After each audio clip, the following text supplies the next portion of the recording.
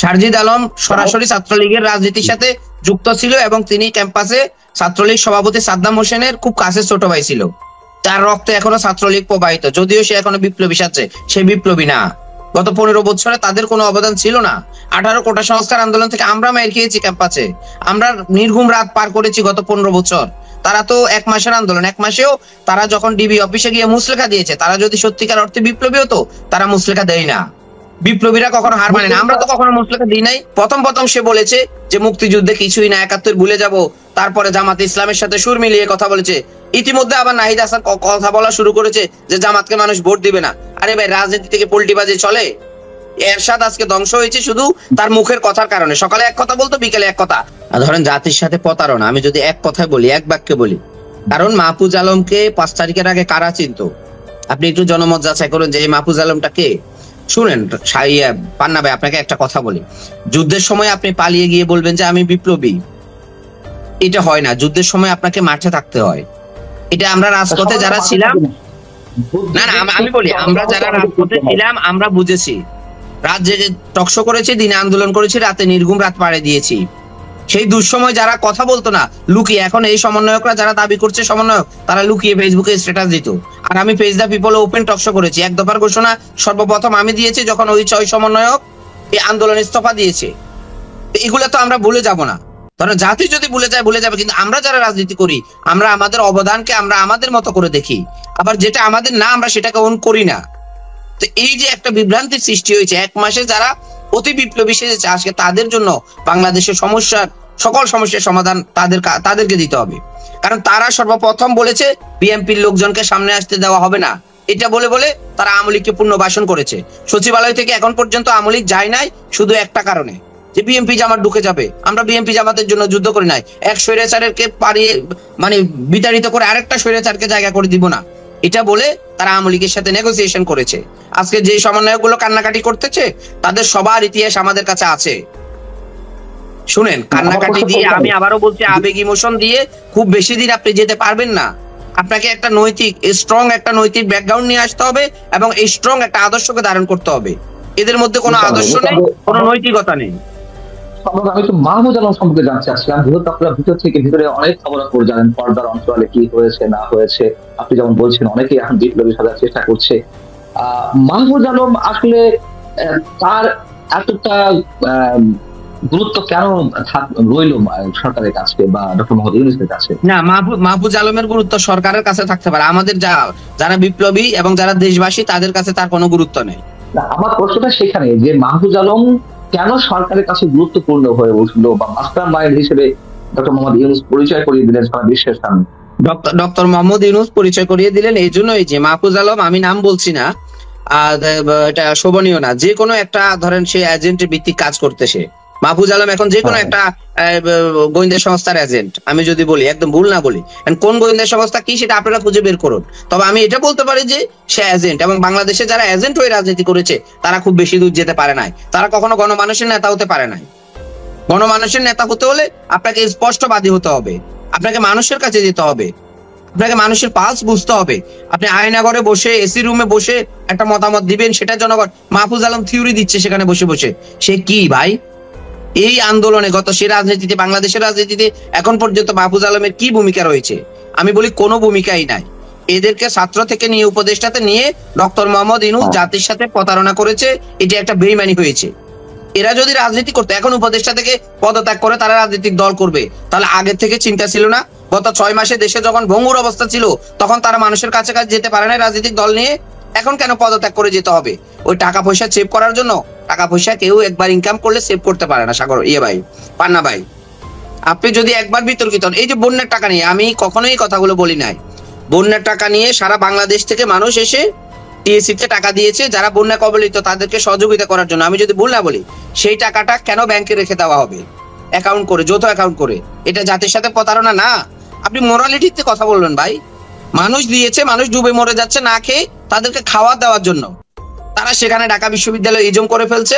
ঢাকা বিশ্ববিদ্যালয় 1st ইয়ারের ছেলেকে পাঠাচ্ছে ওখানে, সে তো কিছু জানে না।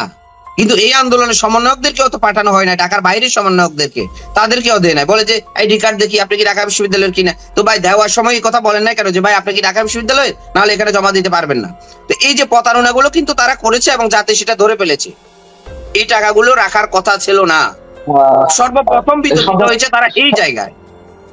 সম্রাট আমি একটু মাহফুজ আলম সম্পর্কে আরেকটু জানতে চাই, তিনি যদি বিশেষ কোনো এজেন্সির হয়ে কাজ করেই থাকেন না, তিনি আসলে কাদের পার্সপেক্টিভ সার্ভ করছেন? আমরা তো মনে করি যে বাইরের বিভিন্ন ধরনের শক্তির খেলা বাংলাদেশে এখনো পর্যন্ত রয়েছে, তাহলে কোন শক্তির হয়ে মাহফুজ সেই বিশেষ এজেন্সির পার্সপেক্টিভ সার্ভ করছেন?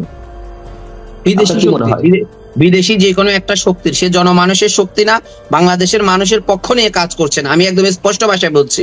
আপনি দেখবেন এই সরকারের পতনের পরে আপনি মাহফুজ আলমকেও দেখবেন, মানুষ কিভাবে মূল্যায়ন করে, তার কিভাবে ব্যাকগ্রাউন্ডটা বেরিয়ে আসে, সবকিছু দেখবেন আপনি। সুতরাং আমি আবারও বলছি, যদি রাজনীতি করতে হয় জনগণকে নিয়ে করতে হবে। এই মাইন্ডেডটা আগে ছাত্র নেতাদেরকে ঠিক করতে হবে, যারা এখন সমন্বয়ক দাবি করছেন, এই আন্দোলনের মাস্টার মাইন্ড দাবি করছেন। আন্দোলনটা হয়েছে তো জনমানুষকে দিয়ে, যে জনমানুষকে নিয়েই আপনারা আন্দোলনটা করুন, রাজনীতিটা করুন। আপনারা আরেকটা জায়গার এজেন্ট হয়ে নিজেকে খুব বড় হিরো ভাববেন, এদেশের মানুষ এটা পছন্দ করে না। মানুষের পালসটা বুঝে মানুষকে নিয়ে রাজনীতি করতে হবে। অন্য দেশের এজেন্ডা সার্ভ করলে আপনি ওই ধরেন ডক্টর কামাল হোসেনের মতোই থেকে যাবেন সারা জীবন, এক নেতা এক দল। আপনি কি বলতে চাইছেন যে 188 জন কেন্দ্রীয় সমন্বয়ক ছিলেন, আপনি তো নিশ্চয়ই তার মধ্যে একজন, তাই না? না, 188 জন কখনোই কেন্দ্রীয় সমন্বয়ক ছিল না ভাই। আন্দোলনের সময় তারা তাদের মতো করে একটা লিস্ট প্রকাশ করে দিয়েছে, আশেপাশে যারা পাইছে বন্ধু বান্ধব লিস্ট। এটা কোনো আন্দোলনের সমন্বয়কের লিস্ট হয় নাই, আমি যদি ভুল না বলি।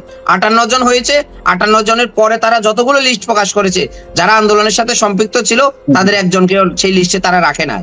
তো লিস্ট তো বড় কিছু না। আপনি তো সেই 58 জনের একজন নাকি? আমি তো বলি যে আমি 58 জনের একজন না। আমি ধরেন প্রথম সারি যদি 5 জন ধরেন, 5 জনের একজন। আসিফ, নাহিদ, হাসরাত, শারজিদ, তারপরেই আমি। না, আমি এমনি ফর্মালি জিজ্ঞেস করছি, মানে ফর্মালি যে 58 জনের নাম তালিকাভুক্ত ছিল তার মধ্যে তো অবশ্যই ছিলেন। না, আমার নাম কখনো তারা তালিকাভুক্ত রাখে নাই। কারণটা কি? কারণটা এই যে বললাম না, যে কারণটা হচ্ছে তারা তো তাদের মতো করে লিস্ট প্রকাশ করেছে। তারা তো শুরু থেকেই একটা কর্নারে মানে ইয়ে করেছে। আমরা যারা লিবারেল আন্দোলন করেছি তাদের কাউকে তারা ওই লিস্টে রাখে নাই। তো তারা আন্দোলনের সময় আবার এই কথাও বল নাই, যখন আমি নিজে স্বেচ্ছায় সমন্বয়ক হয়ে যখন টকশো করছি, যখন এক দফার ঘোষণা দিচ্ছি, তখন বলে না যে ইসমাইল ভাই আমাদের কেউ না। হ্যাঁ, যার যে যেখানে আন্দোলন করছে, ধরেন রাজশাহীতে একজন সমন্বয়ক হয়ে পুরো রাজশাহী নেতৃত্ব দিয়েছে 5 তারিখ পর্যন্ত। 5 তারিখের পরে বলছে যে উনি সমন্বয়ক না। এটা তো ভাই আমি কি সমন্বয়ক না? আর সমন্বয়ক তো আমি পরিচয় দিই না। এটা ক্লাস ধরেন ইন্টারের একটা ছেলে নিজেকে যদি সমন্বয়ক পরিচয় দেয়, তো সেই পরিচয় আমি কেন দিব একজন সিনিয়র রাজনীতিবিদ হয়ে? এটা হয় না। আমরা বলবো আমরা আন্দোলনের সময় আমরা রাজনীতি করি, আমাদের দায়িত্ব ছিল, আমরা দায়িত্ব নিয়ে আমরা সমন্বয়ক হয়ে এক দফার ঘোষণা দিয়েছি কেন্দ্রীয় সমন্বয়ক হয়ে। কিন্তু তারপরে আমরা এই সমন্বয়ককে পুঁজি করে, এই সমন্বয়ককে বিক্রি করে রাজনৈতিক দল করব, মানে বিভিন্ন ধরনের ফায়দা হাসিল করব, টেন্ডারবাজি করব, চাঁদাবাজি করব, এটা আমরা করি না। যার জন্য আমরা 5 তারিখের পরে সমন্বয়ক পরিচয় দিই না। সম্রাট, আমরা কি ধরে যেতে পারি যারা আন্দোলনে ছিলেন তাদের অধিকাংশ বর্তমানে যারা নতুন দল করতে যাচ্ছে তাদের সঙ্গে রয়েছে? তাদের সাথে ধরেন আন্দোলনের সময় যারা ছিল তাদের আপনি যদি একদম স্পেসিফিকলি ধরেন 5% আছে, আর 95% এই ব্যানারের সাথে নেই। একদম আপনি ধরে ধরে যাচাই করেন। এখন হ্যাঁ, তারাও নতুন করে অনেক লোক নিয়ে আসতে পারে ছাত্রলীগ থেকে, ওই জায়গা থেকে সে জায়গায় নাম দিতে পারে। আরে ভাই, নাম তো আর রাজনীতি না, নাম তো আর আন্দোলন না। আন্দোলনের সময় যারা ছিল তাদের 95% নেই। তারা কমিটিটা প্রকাশ করার পরে আপনি জরিপ করবেন যে তাদের সাথে নেই কেন, সেটাও খুঁজে বের করবেন। যে আন্দোলনটা একসাথে করেছেন, এখন আপনারা 5% সব সুযোগ সুবিধা নিচ্ছেন, বাকি 95% কেন আপনাদের সাথে নাই? তো তারা তো অন্য দলও করে না। আমি সেই জায়গা থেকে প্রশ্ন করি, 95% আন্দোলনকারী তারা যদি একসাথে থাকে, আর 5% যারা এখন সামনের সারিতে কিংবা সামনের সারি বললে হয়তো বলতে পারে লাইন লাইটে আছেন, কেন তাদেরকে এইভাবে সবকিছু, যদি আপনার কথা অনুযায়ী বলি, সবকিছু তাদের দখলে নিতে দেওয়ার সুযোগ দেওয়া হলো? ভাই, সবকিছু সুযোগ দেওয়া হচ্ছে তো সরকার থেকে বিভিন্ন মন্ত্রণালয় গিয়ে যারা 5% সাথে আছে তারা গিয়ে বলছে যে এখানে আমরা 2 জন ছাড়া বাংলাদেশের কোনো সমন্বয়ক আসবে না, আসলে আমাদেরকে ফোন দিবেন, এখান থেকে আমাদেরকে 5% দিবেন। তাদের সাথে সরকারের সাথে তাদের একটা নেগোসিয়েশন হয়েছে। আমি একদম সাফ কথাই বলি, সরকারের সাথে নেগোসিয়েশনের ভিত্তিতে এই 5% সারা দেশের সরকারি সুযোগ সুবিধা ভোগ করছে, যার কারণে অরিজিনাল সমন্বয়ক যারা, তারা এখন আর কোথাও যায় না। তারা রাজনীতিও করতে চায় না, তারা কোনো টেন্ডারবাজিও করতে চায় না। সরকারের সাথে নেগোসিয়েশনটা কেমন হয়েছে? সরকারের সাথে নেগোসিয়েশন হচ্ছে, তারা সরকারের সব সুযোগ সুবিধা নিবে, সরকারকে বলবে যে আপনি এটাকে চেঞ্জ করেন, এটাকে চেঞ্জ করবে, বাকি 95% যদি বলে আপনি এটাকে রাখবে না। সরকার কেন কনভিন্স তাদের দ্বারা? সরকারের তো একটা কিংস পার্টি দরকার ভাই, সুবিধাবাদী গ্রুপ দরকার, সরকার সেটা পেয়েছে। কারণ সরকার তো বিপ্লবীদেরকে নিলে সরকার চালাতে পারবে না।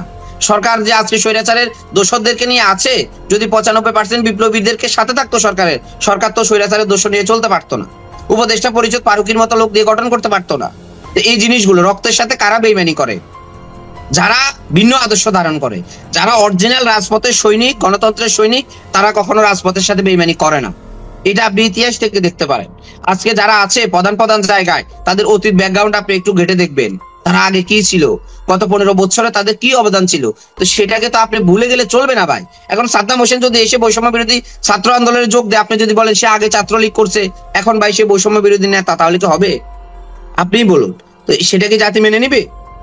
এই হচ্ছে অবস্থা, বর্তমান বাংলাদেশের এই অবস্থা। জাতীয় নাগরিক কমিটি যাকে তাকে ধরে এনে বলেন যে বিপ্লবী, আরে ভাই তাকে তো মানুষ চিনেই না। আপনি কমিটিতে নাম দিয়েছেন বিদায় তাকে চিনে, তার আগে তো কেউ তাকে চিনতো না। তো এই ধরনের জাতির সাথে মশকরা ছেড়ে দিতে হবে। মানে জাতীয় নাগরিক কমিটি যাকেই ঢুকাচ্ছে সেই বিপ্লবী হয়ে যাচ্ছে, বৈষম্য বিরোধী আন্দোলনে যারই নাম দিচ্ছে সেই বিপ্লবী। এই ধরনের দাপ্পাবাজি আমি মনে করি জাতির সাথে করা উচিত হচ্ছে না। আপনারা প্রকাশ করা উচিত ছিল যে এরা আমাদের দলে নতুন করে যোগ দিচ্ছে, নতুন আন্দোলনকারী।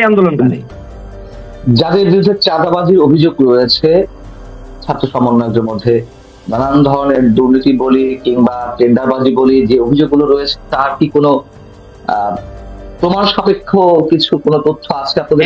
একদম 100% সবকিছু ধরে ধরে প্রমাণ আসবে এই সরকারের পতনের পরে। একটু রাজনীতিতে ভাই ওয়েট এন্ড সি বলে একটা কথা আছে, অপেক্ষা করতে হবে, দেখতে হবে। রাজনীতি হচ্ছে একটা লম্বা রেস।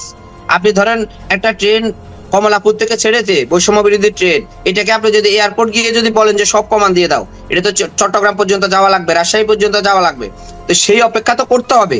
নির্বাচনের সময় মানুষ মূল্যায়ন করবে, নতুন রাজনৈতিক দল করে মানুষের কাছে যান, যাদের কাছ থেকে টাকা নিয়েছেন, যাদেরকে এই যে এখন তারা জব, আমি নাম বলছি না, আমাদের গুরুত্বপূর্ণ একজন সমন্বয়ক এবং উপদেষ্টা, আমি নামও বলছি না তার, সে একটা জায়গায় বিমানবন্দরে কিছু লোক নিবে, সেখানে 5 লক্ষ টাকা করে যে কারো কাছে চাইছে যে ভাই এই টাকা দিলে চাকরি হবে, নাহলে চাকরি হবে না।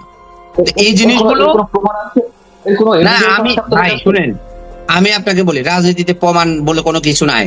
আবার প্রমাণ দিলে অনেক কিছু, তো প্রমাণ দিতে হবে কেন? আপনারা যাচাই করেন না। আপনাদেরকে আমি যাচাই করার খোরাকটা দিয়েছি, আপনারা যাচাই করে দেখুন আমি যে কথাগুলো বলছি সেটা ভুল কিনা। আপনি দায়িত্ব নিয়ে এই চ্যালেঞ্জটি গ্রহণ করবেন কিনা? আমরা তো আসলে এই মুহূর্তে রাজনীতি নিয়ে কথা বলছি না, এই মুহূর্তে দুর্নীতি নিয়ে কথা বলছি। যাদের বিরুদ্ধে চাঁদাবাজি বা টেন্ডারবাজি অভিযোগ রয়েছে তা সেই প্রশান্ত। আমি দায়িত্ব নিয়ে বলবো না, তবে আপনারা সাংবাদিকতা করেন, আমি আপনাদেরকে আপনাদের চিন্তার খোরাক দিয়েছি, আপনাদের ধরেন ডাটা কালেকশন করার একটা খোরাক দিয়েছি যে এটা হচ্ছে। এখন আমি দায়িত্ব নিয়ে বলবো না যে উনি করছে। সম্রাট, এখন যে রাজনৈতিক দলটি গঠন হতে যাচ্ছে ছাত্রদের মধ্যে থেকে, বা যাকে আমরা কিংস পার্টি হিসেবে উল্লেখ করার চেষ্টা করছি অনেকেই, আর তারা যেহেতু বহুজাত বিভক্তির মধ্যে চলে গেল, আমরা দেখলাম যে আব্দুল কাদের এবং বাকের মজুমদার বেরিয়ে নতুন একটি ছাত্র সংগঠন তৈরি করলো। হয়তো এরকম আশঙ্কা আরো অনেক দিক থেকে রয়েছে, আরো ভাঙন হয়তো আসবে। কেন এই ভাঙন গুলো, কেন তারা নিজেরা এক থাকতে পারছে না? আদর্শ নাই, যারা আছে এক নম্বরে হচ্ছে আদর্শ নেই, যার জন্য তারা এক থাকতে পারছে না। 2 নম্বরই হচ্ছে এদের মতো অনেক সুবিধাবাদী লোক কখনো একসাথে চলতে পারে না, এটা হচ্ছে 2 নাম্বার পয়েন্ট। 3 নাম্বার পয়েন্ট হচ্ছে তাদের মধ্যে কোনো মানে মতাদর্শের মিল নেই, তারা বিভিন্ন মতাদর্শ থেকে এসে একসাথে হয়েছে। এই 3টা কারণে সুতরাং তাদেরকে একটা আদর্শ ধারণ করতে হবে আপনাকে। তো সে আদর্শ তো সবাই ধারণ করবে না, এখানে বিভিন্ন মতাদর্শের লোকজন ভাই। তা আপনি একটা আদর্শ ঠিক করে আপনাকে রাজনৈতিক দল করতে হবে। তো সে আদর্শ ঠিক না করে জুলাই আগস্টকে বিক্রি করে যদি রাজনৈতিক দল করেন, সেটা দেখবেন 2 দিন পরে ভেঙে যাবে, সেই দলের কোনো কিছুই হবে না, জাতি কোনো কিছু পাবে না। সম্রাট, আমার শেষ প্রশ্ন, এই আন্দোলন সম্পর্কে এমন কিছু বলবেন পজিটিভ কিংবা নেগেটিভ, মানে এখন যারা নেতৃত্ব আছে রাজনৈতিক দল গঠন করতে চাচ্ছে, যা এখনো পর্যন্ত আনটোল্ড স্টোরি মনে হয় আমাদের কাছে, জাতি যদি জানা দরকার, তেমন কোনো কিছু আপনি বলবেন কিনা? এমন কোনো কিছু, আমি শুধু এটাই বলবো, দেখুন এই নতুন রাজনৈতিক দলটা যখন হবে তখন পরিকল্পিত ভাবে কিছু ধরেন কিছু কিছু আমলা সেখানে এই দলে ঢুকবে পরিকল্পিত ভাবে, যে কারো এজেন্ট হয়ে এই দলে ঢুকবে। এটা আমি আপনাকে ইঙ্গিতটা দিয়ে দিলাম। সাবেক সেনা কর্মকর্তা হতে পারে, সাবেক সচিব হতে পারে, সাবেক ধরেন আপনার এই পুলিশের এসপি হতে পারে, আইজিপি হতে পারে। তারা বিভিন্ন এজেন্ট হয়ে এই নতুন দলে ঢুকবে আর জাতির কাছে ভালো শাস্তি চাইবে, কিন্তু তারা জাতিকে ভালো কিছু দেবেন। বাংলাদেশ মানুষ যে আশঙ্কাটি করছে, মানে ৭১কে মুছে ফেলার একটা চক্রান্ত চলছে, আপনি সেটার সঙ্গে একমত কিনা? আমি শেষ প্রশ্ন এটা আমি শেষ করবো। না ভাই, ৭১কে মুছে ফেললে তো বাংলাদেশই মুছে যাবে। স্বাধীনতা যুদ্ধ যদি অস্বীকার করেন তাহলে তো বাংলাদেশ থাকবে না। ২৪-এ কি বাংলাদেশ স্বাধীন হয়েছে?